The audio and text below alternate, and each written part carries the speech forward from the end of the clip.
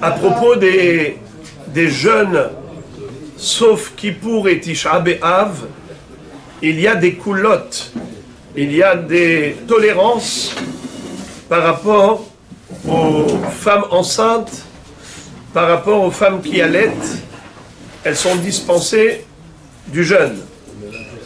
Comme Asara B'Tevet, le 17 Tammuz, le Ta'anit Esther et le Tzom Gedalia. En ce qui concerne les malades, même s'ils ne sont pas en danger, des malades tout simples sont dispensés de jeûner. Les enfants, évidemment, qu'il ne faut pas les faire jeûner ce jour-là, il n'y a pas de notion d'éducation, à part Kippour, où on les éduque à jeûner pendant 1 heure ou 2 heures avant la bar mitzvah. Ça veut dire 1 an avant la bar mitzvah, on les fait jeûner 1 ou 2 heures. Mais, quel est le dîn pour un homme qui est en bonne santé? Il a l'obligation de jeûner. Une femme également, si elle est en bonne santé. Quel est le dîn d'une femme qui a arrêté d'allaiter son bébé? Si elle allaite, on a dit qu'elle est dispensée, mais si elle a arrêté, alors il y a des poskim qui disent que jusqu'à 24 mois, elle est encore dispensée. D'autres disent que non. Alors, le compromis entre les deux opinions diamétralement opposées, on dit comme ça. Elle commence à jeûner, et si elle a une difficulté, elle s'arrête. Dès qu'elle sent que c'est difficile, elle s'arrête de jeûner. Qu'en est-il d'une personne qui a oublié que c'est le Ta'anit? Et elle a fait la bracha, Baruch ata Hashem Elokeinu melech haolam, boré peri adama. Après il dit, aïe, Ta'anit. Alors qu'est-ce qu'il fait? Il mange, il goûte. Ou quelqu'un qui a fait chez Akol Niya Bidvaro. Il a le verre en main. Qu'est-ce qu'il fait? Alors, il a le droit de goûter.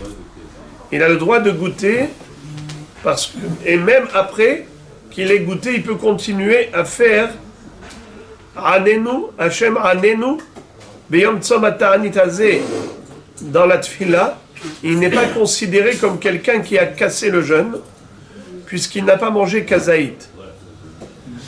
Étant donné que faire une bracha levatala, c'est un issour deoraïta, et le jeûne est que d'institution rabbinique, alors il a le droit de goûter pour ne pas que la bracha soit levatala.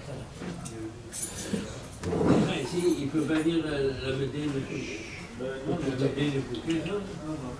Il a déjà fait toute la bracha. La médaille hokecha, c'est seulement s'il a dit Baruch ata Hashem, mais il n'a pas terminé la bracha. Mais quelqu'un qui a déjà dit toute la bracha, ça ne sert à rien de dire Baruch ata Hashem la médaille hokecha. Quel est le dîn concernant le lavage des dents? Est-ce qu'on a le droit de se brosser les dents le jour du Ta'anit? Alors le Yalkut Yosef dit que normalement il faut s'en abstenir, mais quelqu'un pour qui c'est difficile, alors il faut faire attention à 2 choses. Premièrement, c'est que il n'avale pas, et deuxièmement, que même lorsqu'il se rince la bouche, il ne faut pas qu'il mette d'un coup révirite dans sa bouche. Il faut qu'il prenne des petites gorgées d'eau inférieure à révirite qui recrache immédiatement. Donc il faut qu'il maintienne la tête comme ça vers le lavabo pour pas qu'il l'avale. Donc il y a une tolérance pour quelqu'un pour qui c'est une grande souffrance de ne pas se brosser les dents. Donc comme on vient de le décrire, premièrement, il met moins de révirite d'eau en une fois. Deuxièmement, il recrache tout, il n'avale rien. Troisièmement, il a la tête comme ça pour être sûr qu'il ne va pas avaler. L'essentiel, c'est que ces jeunes-là, qui sont en rapport avec la destruction du temple, comme c'est écrit, Kohamar Hashem, Tzom HaRevi'i veTzom HaChamishi, Tzom HaShevi'i veTzom HaAsiri, Yeh lebet Yehuda leSason uLsimcha uLmoadim tovim, ve'Haemet ve'Hashalom ehavu. Ces jeunes-là correspondent aux 4 dates. Le 10 Tevet, qui était le début du siège de Nabucodonosor contre Yerushalayim. Ensuite, bien plus tard, il y a eu le 17 Tammuz, la fente, la brèche dans la muraille. 3 semaines après, à Tisha B'Av, il y a eu la destruction du temple. Et ensuite, bien plus tard, il y a eu le jour de Rosh Hashanah, il y a eu la mort de Tzom Gedalia, la mort de Gedalia. Et c'est pour ça qu'on fait Tzom Gedalia le lendemain de Rosh Hashanah, puisqu'on ne peut pas jeûner le jour même, on jeûne après. Et ça, c'est parce que Gedalia ben Achikam était le dernier dirigeant communautaire d'une petite poignée d'hommes qui étaient restés en Israël après la destruction du premier temple. Et comme c'était la dernière flamme d'Israël en Israël, et elle s'est éteinte avec l'assassinat de ce dirigeant communautaire qui était un grand sadique, qui s'appelait Gedalia ben Achikam, voilà pourquoi nous jeûnons pour cette fin de destruction du premier Beth Amikdash. Alors, pourquoi nous jeûnons? Nous jeûnons parce que, nous dit Rambam, cette obligation rabbinique de jeûner, elle a été instituée dans le but de nous faire réfléchir à faire teshuva. Et on doit se poser la question, mais pourquoi on jeûne? Alors on te dit la destruction du temple, mais pourquoi la destruction du temple?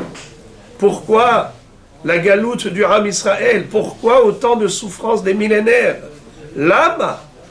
Réponse, Hatanu, on a fauté. Kshborou était obligé de sévir envers nous et nos ancêtres, obligé de sévir parce qu'on ne comprend pas sans cela.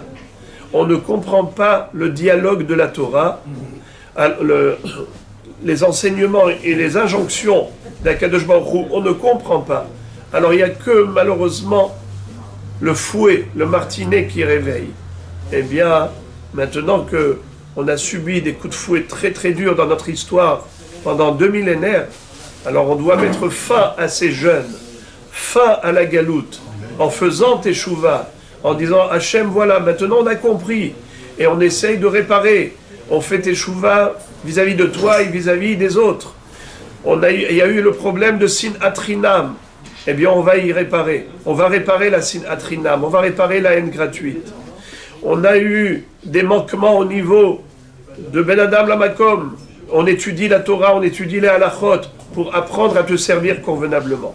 Et lorsque Akadosh Baruch Hu va voir que nous nous inscrivons dans une démarche positive de faire teshuva collective, eh bien, bien sûr que sa pitié, sa miséricorde se déversera sur Am Israël pour nous envoyer Mashiach afin de jouir d'une rédemption finale. Amen.